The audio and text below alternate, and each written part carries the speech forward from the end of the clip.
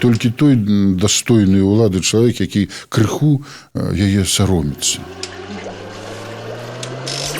За мухляж на выбарах я б таксама што-небудзь бы адсякаў.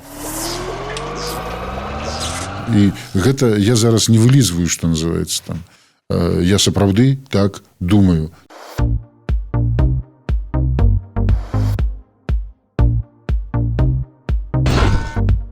Геннадий Браніславович, а вот вы ўжо цалкам забранзавелі.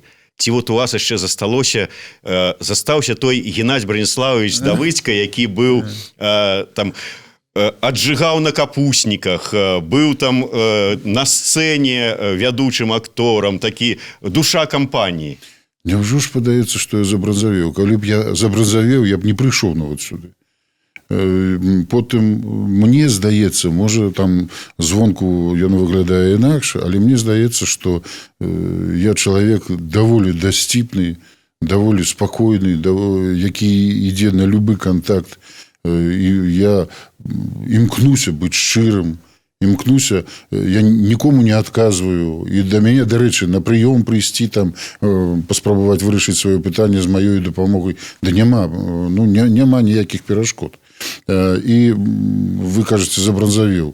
У чым гэта можа адбівацца? Як это зразумела, што я забранзавеў?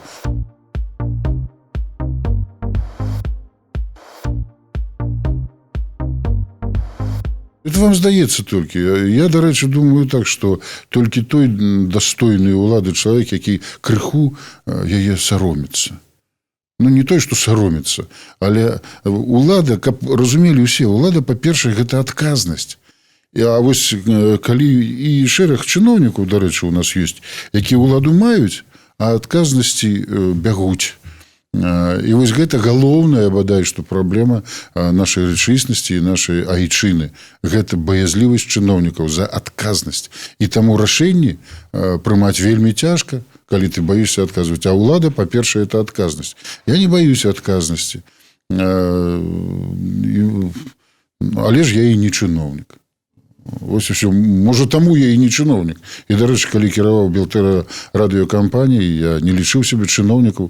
Гэта быў завод па вытворчасці танкаў ідэалагічных. Ідэалагічных.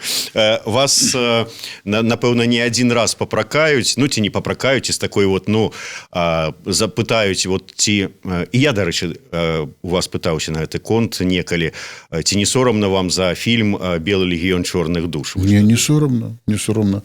Ну, хлопца ўжо апраўдалі, а вы тады канкрэтна ў сваім фільме... А ці не сорамна, скажем, Польшчы за шэраг публікацыю? Ці не сорамна «Бацька-2» тэлеканалу НТВ? Так, да? Ці зараз нехта ёсць такі спецрэсурс, фінансуемы Польшчай, і, даецца, можа, нават англасаксонскімі спецслужбамі. Значыць, усе думаюць, што гэта такі прыгожы хлопец такі, аля лашок такі, прабачце за гэтае слово, значыць, з блакітнымі вачыма, такі наіўны, але меркуючы па тых матэрыялах, па той дасведчанасці і па той крыўдзе, такой прафесіянальна пабудаванай, там стаяць моцныя людзі, моцнае фінансаванне. Ім не сорамна за тую лухту. Ну, напрыклад, калі там апублікавалі і з задавальненнем усе падтрымалі, ну, толькі што вы не зрабілі гэтага, все-таки тут вы, што быццам бы нейкая урач у Бабруйску скончыла жыццё самагубствам і пакінула крыўду на Белую Русь. Да што за лухта? Канешне ж, мне данеслі гэта, я адразу звязаўся з нашымі сябрамі у Бабруйску. Аказваецца, яна ўвогуле ніякай запіскі не пакідала. Ды што мне, судзіцца з гэтай службай, якая выглядае нехта, і гэтыя спробы сабраць людзей на плошчы там свабоды, каб яны нешта зрабілі, ім не сорамна за гэта. А калі Белтэлерадыёкампанія адна, дарэчы, няма салідарнасці ў дзяржаўных сродках масавай інфармацыі, вы бачылі калі-небудзь, каб, ну, напрыклад, цудоўны нейкі матэрыял ідэалагічнага кшталту выдаваў нейкі рэсурс там дзяржаўны, газета, радыё, тэлебачанне, канал, і каб іншыя тыражыравалі яго. Такога не бывае. Як толькі нейкую нават лухту, ну, нешта такое выбітнае, якое чытаецца, якое хаваецца, як кажам, публікуе нейкае выданне вашага кшталту, адразу яно тыражыруецца па ўсіх рэсурсах, распаўсюджваецца, ну, як выбуховая такая хваля ўзнікае наўмысна. Вось тут ёсць салідарнасць. І вось пытанне пра, значыць, гэтыя фільмы. Гэта зброя. Мы змагаемся. Мы змагаемся. А калі ты хочаш перамагчы, і потым, я ж ужо адказваў нейкім таксама не сябрам пра тое, што мы кіруемся той інфармацыяй, якая у нас ёсць, і якую мы не маем магчымасць праверыць. Як часта робіце і вы, дарэчы, і нашы ідэалагічныя ворагі. Таксама не тое, што ёсць жа розныя зброі інфармацыйныя. Маўчанне таксама зброя. Загаловак таксама зброя, пабудаваны па адпаведным прынцыпам. Недамоўленасць, ці дамоўленасць, ці чуткі, і спасылка, ці увогуле проста тупое, вельмі такое сціплае канстатаванне факту, але правакацыйнае, каб потым адцягнуцца ў каментарах. І таксама, таму вось гэтае ваше пытанне, ну вы ж разумееце, што гэта бойка, і нам трэба было ў той час моцна выбухнуць. Мы выбухнулі. Ну, і вы умелі хайпануць, тоже тады атрымліваецца. Атрымліваецца так, а як же ж, толькі вы можете там, пясок у вочы байцу кідаць, і мы павінны раз-пораз. Некалькі разоў вот у вас прагучала, што вот, ну, напрыклад, мы з вами ідэалагічныя ворагі. Ну, таму што, можа быць, там па-рознаму ставімся да нейкай інфармацыі. Я не маю на ўвазе вас. Вы мне не вораг. Вы мне нават сімпатычны. Я маю на ўвазе вашых заказчыкаў. Я ж не цешуся думкай пра тое, што яны жадаюць добра Беларусі. Яны вялізныя грошы фінансуюць. Напрыклад, апошні факт. Апублікавалі, значыць, колькі пойдзе грошаў з дзяржаўнага бюджэту на фінансаванне, значыць, Белта. Паслухайце, гэта ў 10 разоў менш, чым фінансаванне, значыць, Белсат.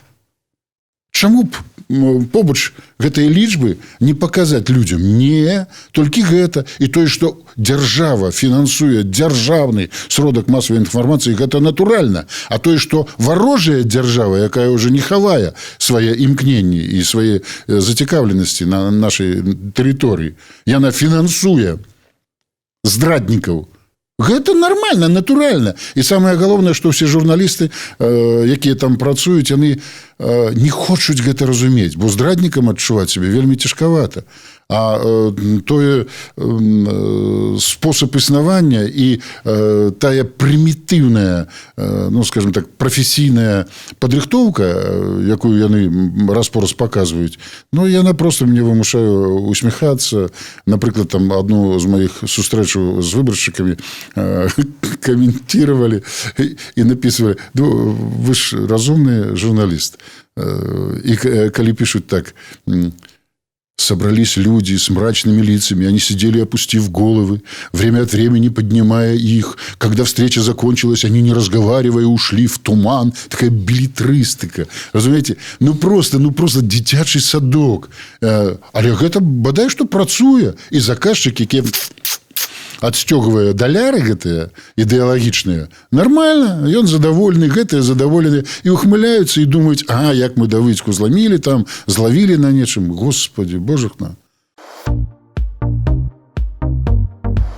За 18 год указана, што вы атрымалі прыбытак 83 тысячи, ну там з маленькім хвосцікам. Грубо кажучы, это 6900 на месяц, ну, 3500 долараў. Ну, такая, сыходзячы з таго, што, як вы сказалі, Белая Русь існуе толькі за унёскі сябраў арганізацыі, ну, 3500 – это добры заробак на месяц. А ведаеце, ад Белай Русі колькі? 20 тысяч. Астатнія ганарары не ўсе ведаюць, але я пишу мои п'есы, кінасцэнарыі, яны запытаныя. І ёсць такое, ну, напрыклад, казку, новогодняя казка, якая показывалася ў Палацы Рэспублікі, напісаў я. 3 гады запар я пісаў гэтая казка. У гэтым годзе мне ўжо не заказалі чамусьці. Ну, але гэта так. І там даволі такі прыстойны ганарар. Па-першае, от Міністэрства культуры там не вельмі багата, а потым ад продажу білетаў аўтарскі працэнт, ён вельмі істотны.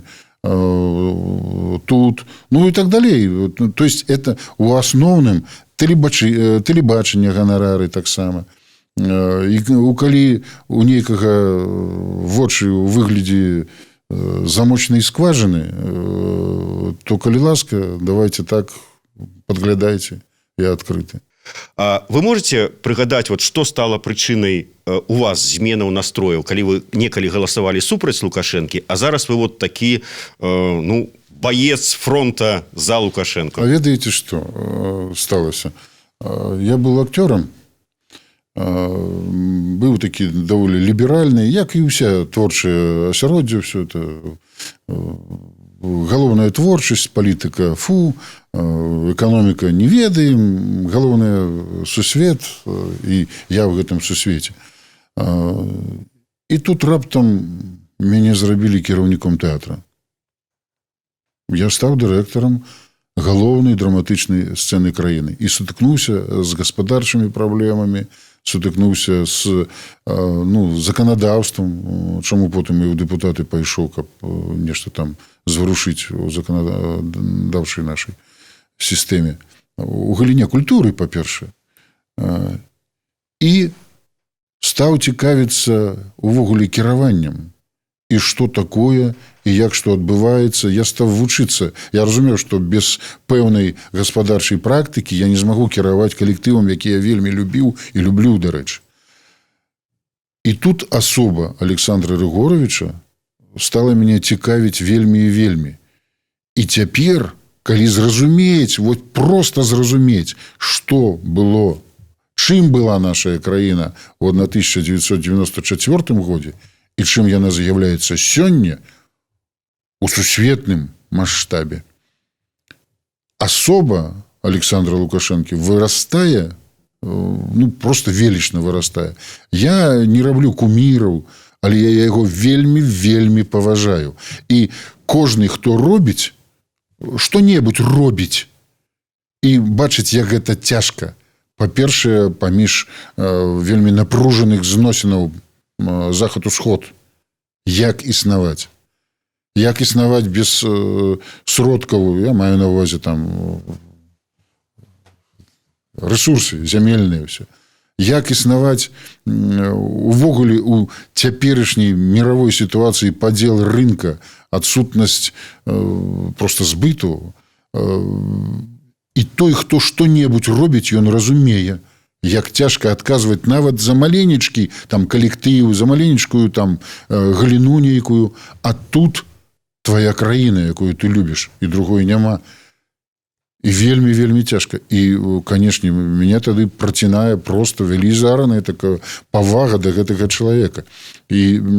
А потым, калі я асабіста пазнаёміўся з Александром Рыгоровичем, ну, я просто зразумеў, што мы маем шчаслівую магчымасць мець прафесійнага прэзідэнта.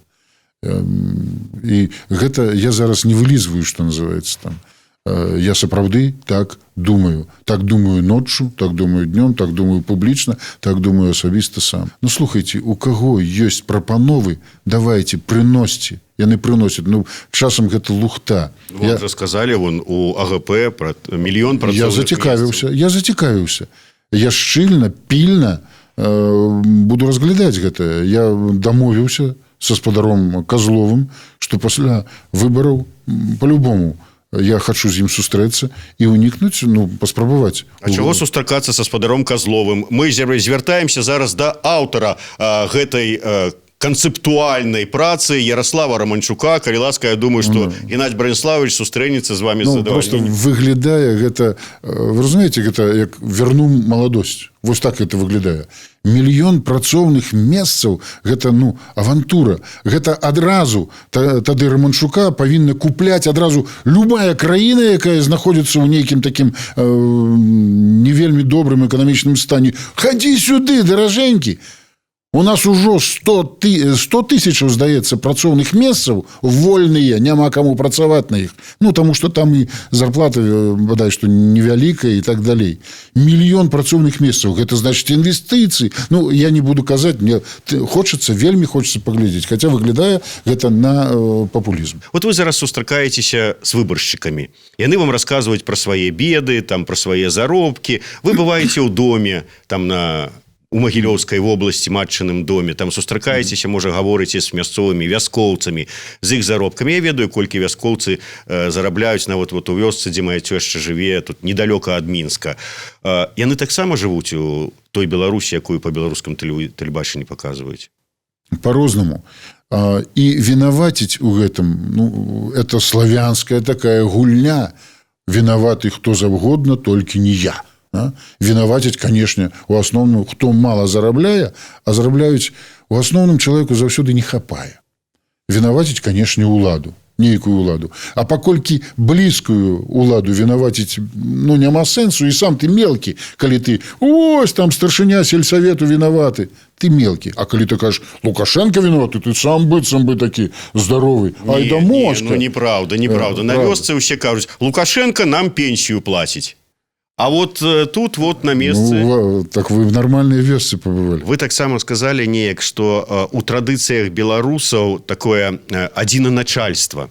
Не трэба, маўляў, гэта там партыйнага будаўніцтва. І беларусаў, і рускіх, і ўвогуле усходніх славянаў. Мы з царом у галаве. Мы язычнікі, у нас Пярун у галаве.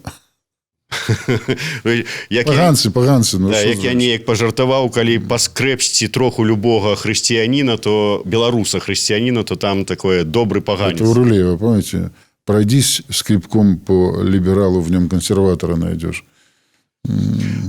Калі мы по традыцыях паганцы, калі мы такія за адзінаначальства, за цара, а вот у сямейных адносінах вы за якія традыцыі, вот як это немцы кажуць, 3К, там кіндер, кюхен, кёрлен, там дзеці, царква, кухня?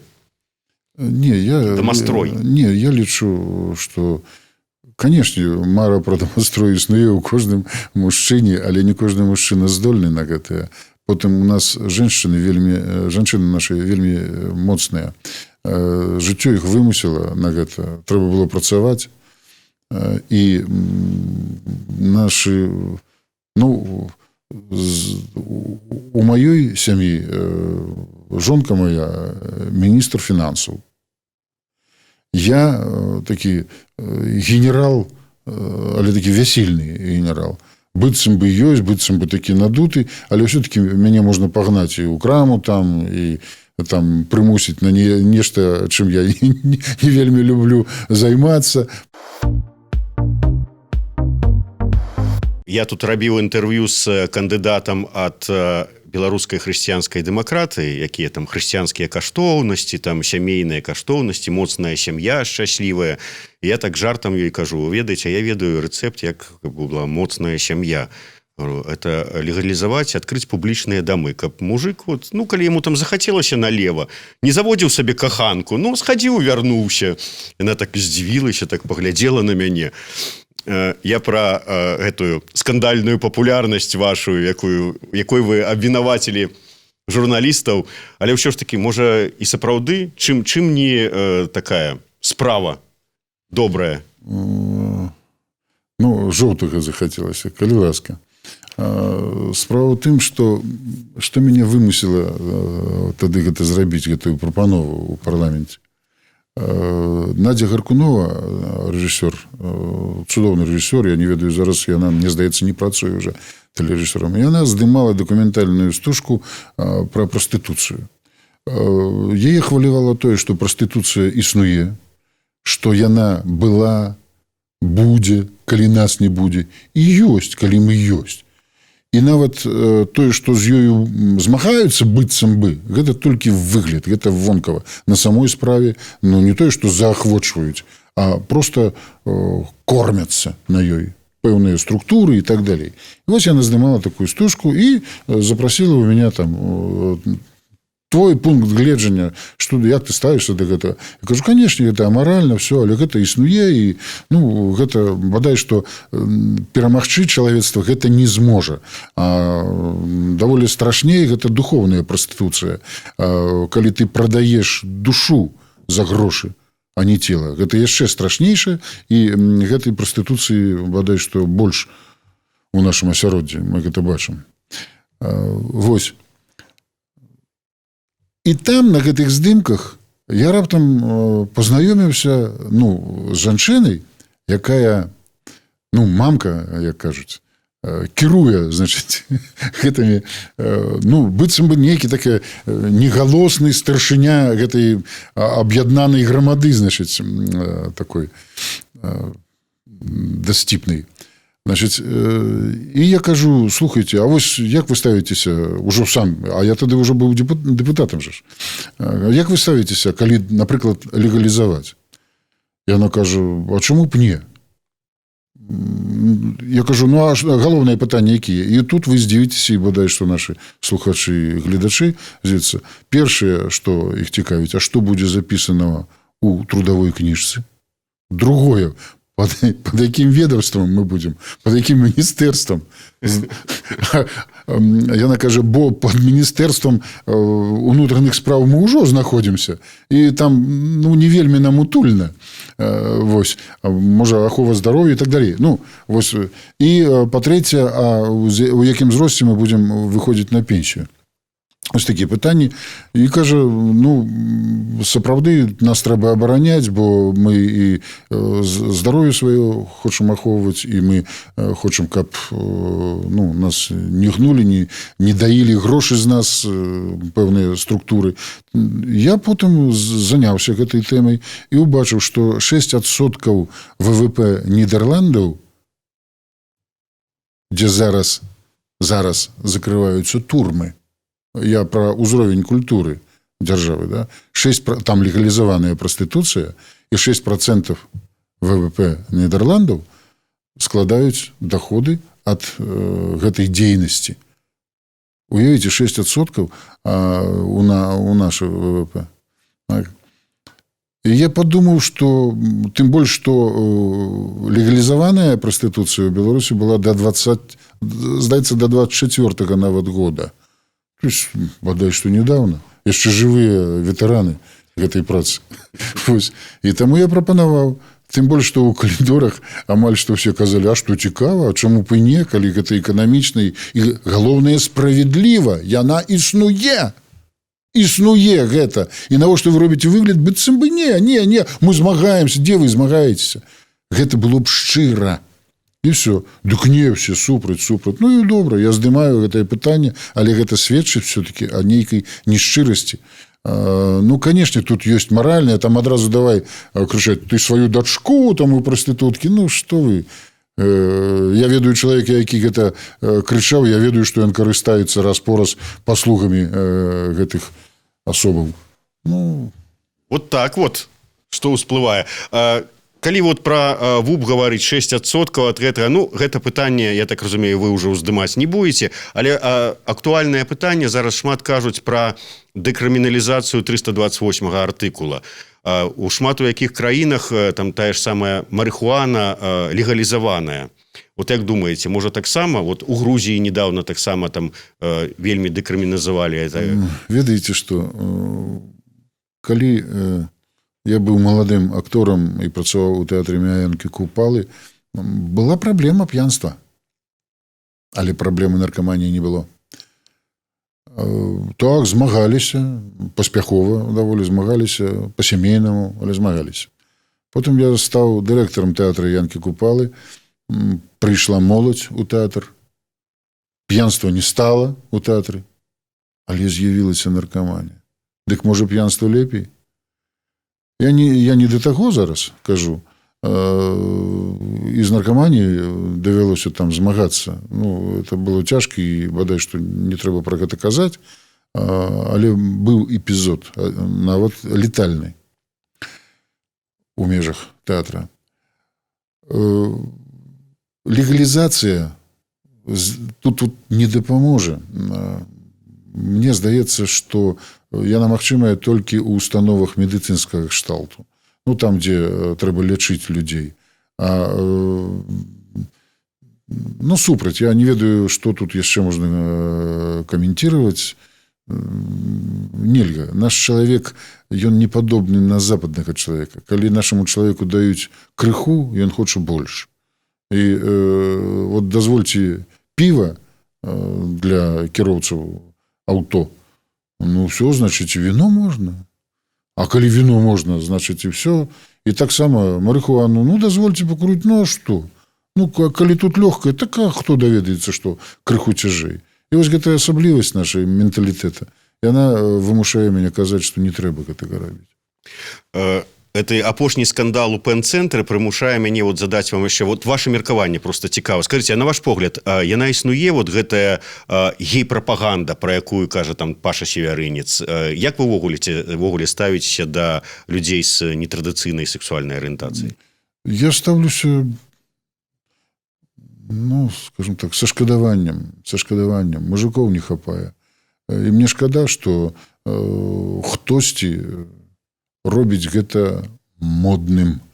Гэта зрабілася модным. І гэта ўплывае на нашу моладзь. І быццам бы гэта свабода, тыя самыя перамены, устаўленні да жыцця. А чаму не паспрабаваць? Мы забываемся на тое, што малады чалавек, якому там 16-20 гадоў, ён не ведае, хто такі Ленін, ему гэта не цікава. А вось усё, што тычыцца... Што тычыцца? Все, что относится до ягонага, ну, там, ягоных таких інтымных рэчаў і сексуальнага кшталту, яго вельмі цікавіць. І паспрабаваць хочацца. І вось тут ён робіцца ахвяраю, ён не запраграмаваў. Канешне, бываюць памылкі, прыродныя памылкі. Ну, бывае. І што чалавек хворы, і ну, вось так сталася. І шмат прыкладаў таму і увогуле да гомасексуалізма і носьбітаў гэтыя, ну, не хваробы, а, скажем так, гэтага пароку. Я ставлюся, ну, мне шкада іх, і я ведаю людзей, яны вельмі часта і таленавітыя, і з імі можна і працаваць, яны і адказныя, все. Ну, з прыкметамі жаночага характару, гэта хай будзе. Але я супраць прапаганды, супраць агітацыі, і супраць, каб гэта лічылася амаль што нармальным. А што, ну, нормально, ты гей, я не гей, ну, нормально, пойдем. Не, гэта все-таки бліжэй да хваробы. Таму я супраць гей-параду, супраць прапаганды гэтых вольнасцяў, нават не скажу свабод. А як бы вот вы сябе паводзілі ў сітуацыі, ну, нейкая там вечарына, там свае, там нейкая кампанія, ўсё такое, ну, можа быть, творчыя людзі сабраліся, вот, і раптам які-небудзь таленавіты, вот до гэтага не ведалі вы чалавек, вот, і раз вам там руку на колено кладзе, там, вы там, типа, Геннадий, вы прыгожы, там, вот як бы вы паводзіліся? Па-першае, так было, я смяюся і кажу, я не твоя пара, вось і все. Не, я ж не б'ю там по твары. Не, ну, я разумею, што, ну, чалавек такога накірунку, ну, што зробіш? Мне яго шкада, я магу нават з ім пагаварыць на гэтую тэму, пасмяяцца, пажартаваць.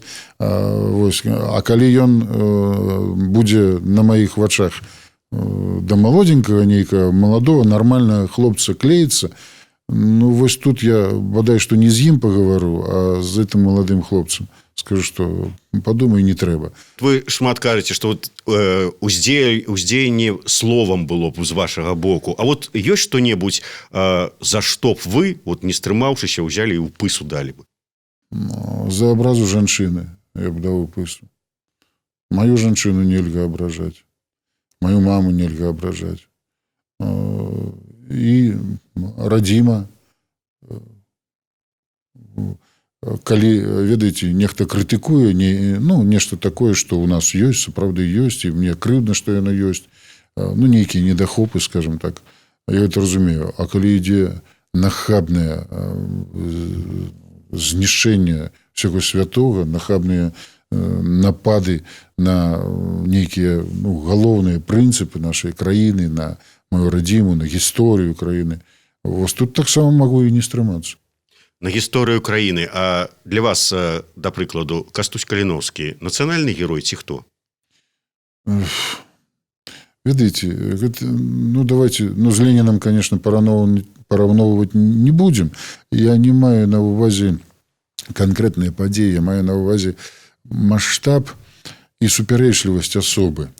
Нехта ж кажа, што Каліновскі гэта польска вызваленне ад расійскай імперыі, так, да? Беларусы кажуць, не, гэта беларус, які супраць, значыць, зноў-такі расійскай імперыі. Дакладна гісторыю Каліновскага і маштаб ягонай асобы не ведаюць нават тыя, хто гатовыя насіць майку з ягоным лагатыпам, там, выявам. Я ставлюся да Каліновскага як да героя, які змагаўся за незалежнасць той зямлі, на якой ён рос, якую лічыў сваёй радзімай. Ён ведаў, што робіцца, ён бачыў гэта, і ён мужна сябе паводзіў. Вось ён можа быць прыкладам барацьбы за айчыну. Зараз выбіраючыся кандыдаты ў дэпутаты выбаршчыкам на сваіх участках выбарчых даюць там пэўныя абяцанні, мы там дапаможам і гэта зрабіць, там і асфальт пакласці, і школу адкрыць, і там краму закрыць, ці яшчэ што-небудзь. Наколькі ўсё ж такі такія абяцанні варта даваць дэпутату палаты прадстаўнікоў будучаму, да прыкладу, ўсё ж такі? Ведаеце, дэпутат палаты прадстаўнікоў, канешне, законатворчая дзейнасць, это па-першае. Але ён павінен быць са сваімі людзьмі, якія яго дэлегіравалі, якія яго абралі, і ён, па-першае, прадстаўнік канкрэтных людзей. Гэта там 70 тысячаў, 76, розныя акругі. І ён прадстаўнік іх. І ён павінен зрабіць, палепшыць максімальна магчыма жыццё, якое ёсць, і вырашыць тыя праблемы, якія ёсць у гэтай акрузе. Ён это вымушаны зрабіць. Таму што ёсць іншы ўзровень, там раённы, гарадскі дэпутат. Яны таксама павінны дапамагаць, яны павінны ўсё гэта ведаць, яны, дарэчы, разам должны ўсё гэта рабіць. Але дэпутату палаты прадстаўнікоў гэта лягчэй зрабіць, у яго, ягоны ўзровень дазваляе ўсё-такі адчыняць тыя кабінеты, якія не змогуць адчыніць іншага ўзроўню прадстаўнікі народа. Вось і ўсё.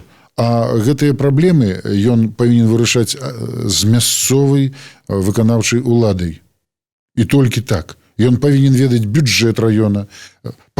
Спачатку ён павінен ведаць праблемы. Басейн, дарога, крама, як вы кажаце. Все гэтыя праблемы занатаваныя павінны быць у яго нейкім блакнотику там, ці не ведаю дзе, што яго там. Значыць, і, па-другое, ён павінен ведаць, колькі што каштуе. Па-трэцяе, ён павінен шукаць сам нейкія інвестыцыі, ён павінен працаваць з местнымі уладамі, каб яны зрабілі такі клімат для тых, хто прынясе, скажем, грошы не дзяржаўныя, а проста зацікаўлены будзе. Нават нейкія законы ініцыяваць мясцовыя, которые палепшылі б, значыць, жыццё і умовы складаліся для тых, хто будзе інвесціраваць у там рэальныя праекты, рэальныя акругі. І ўсё, і тады гэта рабіць, намагацца. А недзе, не можаш ты знайсці, давай талакой, давайте ўсе разам гэтае зробім, аб'яднаць зноў-такі у сваёй акрузе людзей на нейкай ідэі паляпшэння жыцця. І няхай гэта будуць кроплі, але гэта павінна быць абавязкова. Вы падчас дэбатаў адной сваёй апанентке на заканчэнне сказалі: ну вы ўжо на лбе ў сябе там напішыце выбараў няма і хадзіце вот з гэтай надпісам. Выбары ёсць? На ваш погляд, сумленна лічаць галасы, сумленна фарміруюцца выбарчыя камісіі. Вот вы не баіцеся, што вот где-то там вот ўсё ж таки могуць і супраць вас нешта там сфальсифікаваць? Я человек, так сказать, жорсткі. Я прыхільнік таких метадаў, якія ніхто не дазволіць мне. За крадеж адсякаў бы руку. І все, просто руку адсекаў. І няхай чалавек працуе адной рукой, ну, кім зможа там, да, не ведаю. За мухляж на выборах я б таксама што-небудзь бы адсякаў. Не дай Бог, я даведаюся. Кажуць, ёсць. Злавіце, судзіце, рабіце прыклад. А як інакш, ну, даведацца аб тэмпературы, там, каб не градусник паставіць? Ну як? Як даведацца, што хоча народ, калі не выбары? Напрыклад, рэферэндум, выбары. Куды ён імкнецца? Гэта мы ж не можам падманваць самі сябе. Ну, у маёй акрузе, хай не крыўдзяцца мае канкурэнты, ну, я б на месцы того, хто выбірае, выбраў бы сябе. Чаму? Таму што гэты прадстаўнік, гэты Давыдзька, ён будзе працаваць. Іншая справа, што, скажем, я увогуле палітычна там не супадаю з думкай Давыдзькі пра будучыню Беларусі. Ну, так давайте будем мяняць Канстытуцыю, тогда я буду прадстаўніком нейкай партыі і галасуйце за партыю, якая, напрыклад, там накіраваная толькі ў Еўропу, супраць Расіі, выбірайце іх. Ну, а вось так вот. Таму я за чэсныя, канешне, выбары, і мне крыўдна будзе даведацца, калі нехта за мяне нейкую там зрабіў унёсак, там уброс, як кажуць, или што-то яшчэ. Зараз шмат кажуць пра магчымую небяспеку ад паглыблення інтэграцыі з Расіяй, небяспеку для незалежнасці Беларусі. Вы бачыце такую небяспеку? Ёсць такая небяспека. Іншая справа, што Расіі не трэба нас праглынаць. Гэта, калі мець на ўвазе палітычныя, далёкія мэты, гэта невыгадна. Калі мець на ўвазе дзяляцкія, эканамічныя, вось зараз некая там карысць, тады гэта Расія можа зрабіць, і лёгка можа зрабіць. Але я думаю, што не будзе гэта рабіць. Бліц на заканчэнне такі невялічкі, такі кароткімі адказамі, калі можна. Калі ўсё ж такі небяспека стане рэальная, ці гатовы вы пайсці там у партызаны са зброяй бараніць краіну? Не. Не, я готовы браніць радзімую са зброяй і жыццё, і кроў аддам. Але я думаю, да гэтага не дойдзе, бо Расія разумее, што для ўсяго света прыклад Расія і Беларусь, што гэта зараз прыклад, гэта ўзор іх паводзінаў. Яны гэта пэўна разумеюць, і таму так не будзе. А раптам на нас там Літва захоча напасць. Літва захоча на нас напасць толькі ў тым выпадку, калі адразу каб здасца ў палон і каб жыць у адной дзяржаве, як калісьці і было. Як вы ацэньваеце стан беларускай мовы ў Беларусі, і ці трэба што-небудзь рабіць у адзін ці іншы бок? Трэба нешта рабіць, трэба неяк заахвочваць, і я хачу пра гэта думаць, дбаць і нешта рабіць. Як вы будете, калі станеце дэпутатам, галасаваць за законапраект аб наданні бел-чырвона-беламу сцягу культурнай... Конечно. Бел-чырвона-белы сцяг трэба абараніць як гістарычную каштоўнасць і зняць з яго такі, знаете, палітычны апозіцыйны ар'ёл. Я так думаю. А можа для гэтага яшчэ і адсвяткаваць на дзяржаўным узроўні 25 сакавіка? Конечно, гэта трэба неяк адзначыць. Ну, свята, не свята, але гэта гістарычная падзея. Ну, яна, скажем так, такая ж значная, амаль што такая ж значная, як 7 лістапада. Ну, але не такая крывавая. До 7 лістапада, як вы ставіцеся? Я не буду прыгадваць тыя словы, якія вы мне сказалі напярэдадні 7 лістапада. Про переворот. Не, ну это я ставлюся до гэтага, што гэта быў ну, это трагічная дата ў гісторыі нашай краіны. Яна супярэчлівая, таму што пасля было савецкая ўлада зрабіла шмат дзеля дзяржаўнасці Беларусі, дарэчы кажучы. Вось. І шмат добрага было зроблена. І былі прыклады і індустрыяльныя, і духоўныя, вельмі такія важкія. Але было вельмі крыві много, вельмі несправядлівасці много. Так што гэта таксама непростая дата. Это нельга казаць. Я лічу, што гэта быў крывавы пераварот. Хаця там 7 сакавіка, дарэчы, там асаблівай крыві не было. Там больш было віна, больш п'яных гэтых матросаў, якія там эти... Ну, ладно. Калі варам за крадзеж Геннадзь Давыдзька прапановвае адсякаць руку, махлярам і фальсіфікатарам на выбарах невядома, што яшчэ адсекаць, то вот ідэалагічным ворагам, што з імі рабіць? Трэба закрываць і пераваспітваць. В турмах закрываць? Не, у нейкіх такіх школках закрытага тыпу. С кратамі на так, не, с кратамі, конечно. Добра паіць, добра карміць і расказваць, што да чаго, і хто зацікаўлены ў чым. І просто расказваць. Я лічу, што апазіцыя – гэта недасведчаныя патрыёты. Просто недасведчаныя. Ось, трэба просто нормально расказаць. Іх сабраць іх у навінках і з дапамогай псіхіятрыі.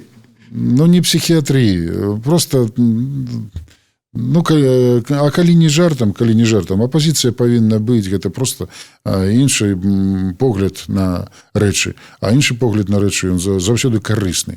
Іншая справа, што не трэба даводзіць аднаго да радыкальных метадаў, да рэвалюцыяў, да пагромаў, да нецярпімасці, да разжигання гэтай варожасці. Зноў-такі, паглядзіце, колькі ён зарабляе. Гэта на чым гульня? Паглядзіце, так запытайцеся ў мяне, я ўсё раскажу. Паглядзіце, як ён жыве. Гэта тое самае рабілі бальшавікі напярэдадні 7, ну, там, тады 25 кастрычніка. Што не тыя ж самыя метады, тыя ж самыя метады. Таму, хлопцы, давайте жыць дружна. Кот Леапольд. Колькі законапраектаў зараз у партфелі кандыдата ў дэпутаты Геннадзя Давыдзькі, з якімі ён прыйдзе ў авальную залю? Ну, па-першае, моладзь беспрэтэдэнтная, трэба рабіць нейкія метады, пакуль яшчэ працуем з нашай камандай у галіне маладзёвай палітыкі. Моладзь. Это все, і працоўныя месцы, і вучоба, і сям'я, і жыллё. Гэта комплекс. Моладзь. По-другое, ну, там шмат. Ведаеце, я не хочу зараз анансаваць. Ну, але будзе што? Будзе, ёсць, што не пусты, іду не пусты, ёсць ідэі, не так все проста, і дэпутату палаты прадстаўнікоў не так все проста. Трэба ж працаваць з супольнасцю, трэба ж працаваць з большасцю, трэба тоже пераконваць у сваёй праваце, у мэтаздольнасці і так далей. Што можа такога зрабіць кіраўнік дзяржавы, каб дэпутат Геннадзь Давыдзька прагаласаваў за яго імпічмент? Александр Григорович Лукашенко нічога такога зрабіць не можа. Я ведаю гэтага чалавека. Гэта Александр Лукашенко, гэта шчасце беларускага народа. Я прапаную так назваць нашу сустрэчу. Што павінен быў спытаць у вас Лукашук, каб вы усталі і сказалі: да пашлі вы, не буду я тут з вами болей гаварыць? Лукашук не такі просты хлопец. Ён не запытаецца такого. Не ведаю. Пэўна, што вы і не маглі б такого пытання задаць. Дзякуй вялікі. Геннадзь Давыдзька, кандыдат у дэпутаты па 107-й усходняй акрузе Мінска. Дзякуй вялікі. Не лічыце это агітацыяй. Дзякуй.